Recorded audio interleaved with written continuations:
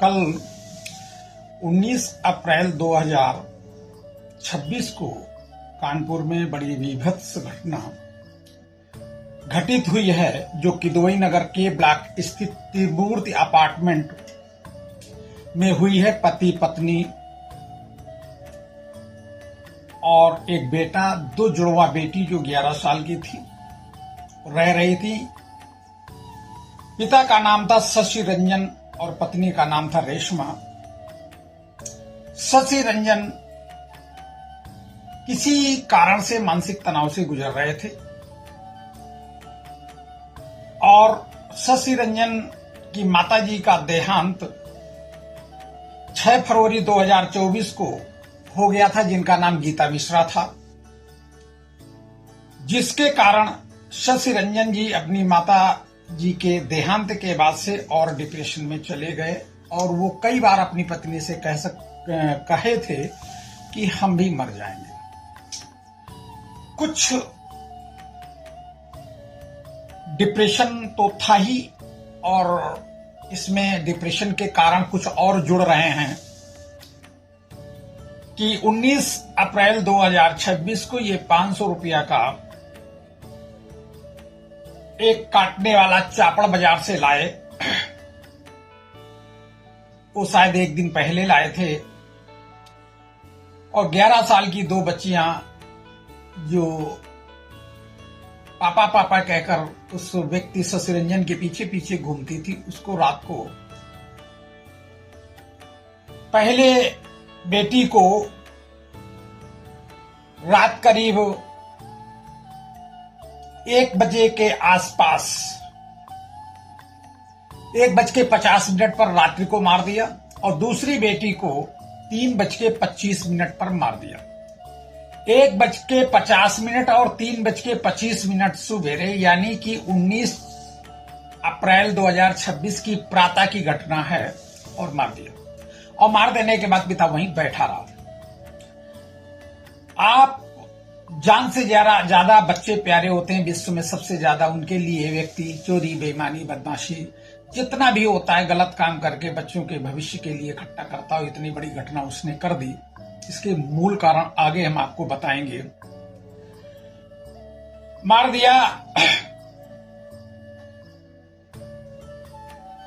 पत्नी कह रही पति की हरकत ठीक नहीं थी, मायके नहीं जाने देता था, मारपीट करता था। सास की मौत के बाद इनकी मानसिक स्थिति ठीक नहीं रही और पत्नी को प्रताड़ित करते थे। ये पत्नी के बयान है। पत्नी के बयान और भी है। नींद की गोली खाते थे, शराब पीते थे, मानसिक विकारों में थे और रिश्तेदारों को जब उसने मार दिया, रिश्तेदारों को पहचाना गया तो पहचानने से उसने मना भी कर दिया। 5 साल से पति पत्नी दोनों अलग अलग रहते थे, बात व्यवहार नहीं था, बातचीत भी नहीं थी, यहां तक कि रात को सोने की व्यवस्था भी अलग अलग कमरे में थी। 5 साल से कोई भी बातचीत नहीं थी। एक छत के नीचे पति पत्नी अलग अलग सोते हैं और कोई बातचीत नहीं करते। ये भी एक मानसिक तनाव का कारण है। और बिटिया पिता के साथ रहती थी और पापा को बहुत प्यार भी करती थी और बिटिया स्वस्थ भी थी शारीरिक रूप से, जो चित्र आए हैं। पुलिस ने इसे विवाद का कारण पूछा तो पत्नी ने कहा कि यह व्यक्तिगत मामला है। पुलिस ने फिर बात को पूछा कि किस बात की अनबन थी। पत्नी ने कहा यह व्यक्तिगत मामला है। तो कुल मिलाकर टोटल ये हुआ कि वो व्यक्ति कहीं ना कहीं मानसिक तनाव से गुजर रहा था और पत्नी ने कहा पति को फांसी की सजा दी जाए। और बच्चे जो मर गए थे और मरने के बाद बच्चों की जब लाश पोस्टमार्टम के लिए जा रही थी तो वो बहुत बिलख रही थी, रो रही थी, यानी बच्चों से प्रेम था। पति के लिए कह रही थी इनको यहां से ले जाओ, मेरे आंखें के सामने से इनको फांसी की सजा दे दो। टोटल पति ने कानूनी भारतीय संविधान के अनुसार उसने गलत किया और उसका भी उसको दंड प्राप्त होगा। और वो मरना चाहता था। सब उसमें 10-20 बार पेपर में आया है कि वो खुद मरना चाहता था, ये दोनों बच्चों को मारने के बाद वो हिम्मत नहीं जुटा पाया या मानसिक स्वस्थता न होने के कारण वो समझ नहीं पाया कि बच्चों के मारने के बाद इसका परिणाम क्या हुआ, और बड़ी बुरी तरह से बच्चों को मारा गया। अब प्रश्न आता है कि ये स्थिति क्यों आई है। हर व्यक्ति अपनी मां को चाहता है, लेकिन जो बच्चे वादा औलाद वाला हो जाता है तो निश्चित तौर पर अपनी मां को चाहने के साथ साथ वो पत्नी को भी चाहता है और बच्चों को भी चाहता है। उसका प्यार बढ़ जाता है और ज्यादातर आकर्षण पत्नी और बच्चों की तरफ और अपनी कमाई की तरफ रह जाता है। मां की तरफ फर्ज अदा करने की फॉर्मेलिटी व्यक्ति को रह जाती, जो मानसिक स्वस्थ अवस्था की प्रामाणिकता है आज की स्थिति में। लेकिन मां के मरने के बाद वो मानसिक डिप्रेशन में भी चला गया, विशेष तौर पर चला गया। इसका मतलब वो पत्नी से पहले जो गोपनीय है, अंडरस्टूड है कि वो पत्नी से पहले ही परेशान था, और निश्चित तौर पर वो पत्नी से इतना पीड़ित था कि जब मां मर गई तो उसको और अकेलापन लगने लगा, उसकी मानसिक प्रताड़ना उसकी बढ़ गई। आपसी जो भी इनके अपने मामले थे, लेकिन कुल मिला के ये जो मानसिक डिप्रेशन में पति गया, इसकी पूरी जिम्मेदारी इसकी पत्नी है। क्योंकि पत्नी पति की स्थिति को न देखते हुए, उसके इलाज को न ध्यान देते हुए और उसको सहयोग और प्यार और अपनापन न देते हुए दूरियां बना ली, वो और डिप्रेशन चला गया। सोचो, एक ही छत पर बिना बोले और पति पत्नी एक दूसरे से बात नहीं कर रहे हैं, तो जब बात नहीं मौखिक नहीं करेंगे तो अंदर से घूरेंगे, बदुआ देंगे या कुछ इशारेबाजी ऐसी करेंगे जो एक दूसरे को घृणा की नजर से देखा जाए। ऐसी स्थितियां स्वाभाविक होती हैं, अनजानेपन की स्थितियां नहीं होती। पड़ोसी से भी अगर लड़ाई होती है और ईर्ष्या द्वेष है तो निश्चित एक दूसरे को देखकर खून खौल जाता है। तो पत्नी तो मान लो साथ लेटने वाली थी, तो इसमें पत्नी का पूरा योगदान है। और निश्चित तौर पर यह बात समझ लीजिए, इसमें ठीक है उस व्यक्ति ने गलतियां की हैं, लेकिन पत्नी ने कोई भी पत्नी धर्म का निर्वाह नहीं किया है। उसके क्या कारण हैं, ये कहां से संतुष्ट है और क्या उसकी अपनी व्यवस्थाएं हैं, और उसने पूरे घर में कैमरे भी लगा रखे थे पत्नी ने। अगर पति पूरी तरह से पागल था तो बेटियों को मारने के पहले कैमरे की स्थिति को क्यों चेंज किया, उसके एंगल क्यों घुमा दिए। यानी पूरी तरह से पागल और डिप्रेशन नहीं था, वो ये जानता था कि आज मेरी पत्नी मुझे जिंदा नहीं रहने दे रही, तबाह कर रही, परेशान कर रही, या चाल चलन कैसा हो मैं उस पर नहीं बता सकता। मतलब कहीं ना कहीं वो उसको अपनी पत्नी पर पूरा विश्वास नहीं था कि ये हमारे बच्चों को सही ढंग से पालना दे पाएगी, या आगे चल के हमारे न रहने पर या कोई समस्या होने पर बच्ची की सही देखरेख हो पाएगी। इनके हलचाल या व्यवहार कर्म ठीक नहीं है। इस कारण से बच्चों को ज्यादा चाहने की वजह से अपने से पहले बच्चों को खत्म करना उसने पसंद किया कि बच्चों को मार दें, फिर हमें तो मरना ही मरना है। बच्चे कम से कम इसके सहारे रहकर, और उनका अपना चरित्र तो खराब नहीं होगा, जो भी उनकी अपनी मंशा होगी, लेकिन निश्चित तौर पर व्यक्ति को कोई भी सपोर्ट नहीं दिया गया। अब रही बात, पड़ोसी कह रही झगड़ालू प्रवृत्ति का था। ठीक है, पड़ोसी झगड़ालू प्रवृत्ति का था, वो यामार था, उसका काम कारोबार ठीक नहीं चल रहा था। तो एक तो व्यवसायिक समस्या थी, दूसरे पत्नी का व्यवहार ठीक नहीं था, तीसरी बात वो उसकी मां भी जो सपोर्टर थी वो भी खत्म हो गई थी।